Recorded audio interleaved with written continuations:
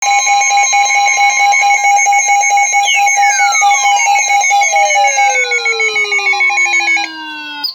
National Weather Service in Raleigh has issued a flood warning for the Little River at Manchester from Friday morning to Monday afternoon, or until the warning is canceled.